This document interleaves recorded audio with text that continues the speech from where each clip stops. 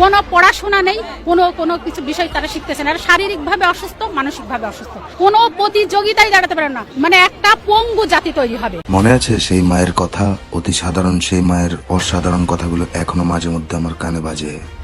একটা বাচ্চা যদি লক্ষ্য না থাকে, উদ্দেশ্য না থাকে, জীবনে প্রতিযোগিতা না থাকে, সে কি কখনো বড় হতে পারবে?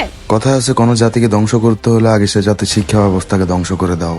সেই ফর্মুলা তো অত্যন্ত পরিকল্পিতভাবে একটা জাতিকে ধ্বংস করে দেওয়া হচ্ছে আমাদের চোখের সামনে, আর আমরা দেখেও না দেখার, শুনেও না শোনার বাং ধরে বসে আছি।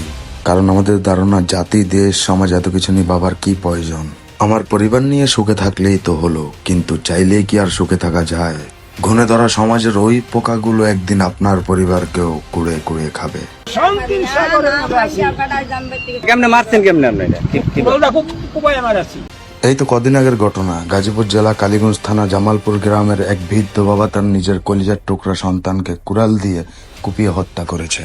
চাঞ্চল্যকর এই ঘটনাটি নেট দুনিয়ায় তোলপাড় তৈরি করে। বাবা হয়ে সন্তানকে হত্যার কারণ হচ্ছে নেশাগ্রস্ত ছেলে নেশার টাকা জোগাড়ের জন্য মাঝে মধ্যে তার বাবা মাকে মারধর করত। তার অত্যাচারে অতিষ্ঠ বাবা আব্দুর রশিদ ছেলে কাউসারকে কুড়াল দিয়ে কুপিয়ে হত্যা করে। আমি কোনো কথা কইতারি না, কিচ্ছু না, আমার ফাঁসি হইব, আর তো কিছু না। আমি শান্তি, তবু আমি শান্তি হইয়া। সবচেয়ে হৃদয় বিতরক ঘটনাটি হচ্ছে যে সন্তানকে মারার পরে বাবা তার লাশ জড়িয়ে ধরে বলছিল, আমি তোকে মারতে চাইনি, নেশাই তোর মৃত্যু ডেকে এনেছে, তোকে নিয়েই তো আমার সব স্বপ্ন ছিল। জেলখানায় থাকলেও আমার কোনো কষ্ট হবে না, কিন্তু তোকে ছাড়া পৃথিবীতে থাকাটা আমার জন্য অনেক কষ্টের। ঘটনার পরপর এলাকার মানুষ জড়ো হয়ে আব্দুর রশিদকে পুলিশ আসবার আগে পালিয়ে যাওয়ার পরামর্শ দিয়েছিলেন, কিন্তু বাবা আব্দুর রশিদ পালিয়ে যাননি। মানুষের সামনে চিৎকার করে আব্দুর রশিদ বলেছিলেন, আদালতে গিয়ে আমি বিচারককে বলবো আমার ছেলের জীবনের বিনিময়ে হলেও আর যেন মাদকের কারণে কোনো মায়ের বুক খালি না হয়।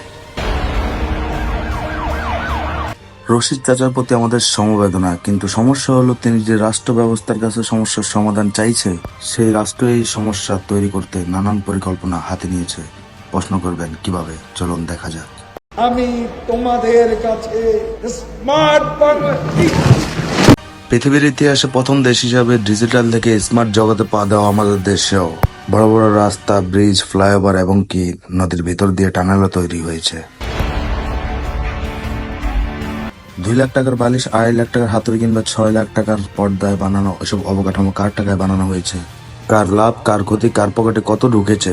বিদেশ থেকে আনা এসব লোনের টাকা কাকে সুদ দিতে হবে, কিংবা আমাদের মাথা পিছু এখন ঋণের পরিমাণই বা কত? এসব নিয়ে অনেক আলোচনা রয়েছে, এখন না ওইসব আলোচনা নাই গেলাম। অর্থ সংকট সামাল দিতে ঋণ নির্ভরতা বাড়িয়েছে সরকার। সংকটে অভ্যন্তরীণ আয় কমে গেছে, ঋণ বাড়ছে। বিদেশি ঋণ পরিশোধের চাপ বাড়ছে। বিদেশি ঋণ পরিশোধ নিয়ে চাপ কমছে। অর্থনীতির এমন ভারী হিসাব আপনি না বুঝলেও চলবে। চোখ তুলে আপনার আশপাশে একটু নজর দিয়ে দেখুন, সবকিছুর হিসাব এক এক করে মিলে যাবে।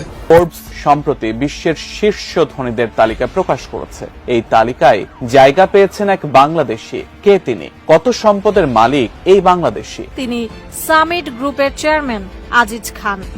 দেশে এখন ইউরোপ, আমেরিকা বিলিয়নারদের সাথে টেক্কা দেওয়ার জন্ম হয়েছে, কিন্তু আপনার আমার কপাল কি পাল্টেছে? কেমন চলছে আপনার সংসার? সবশেষ গরু মাংস কিনেছেন কবে?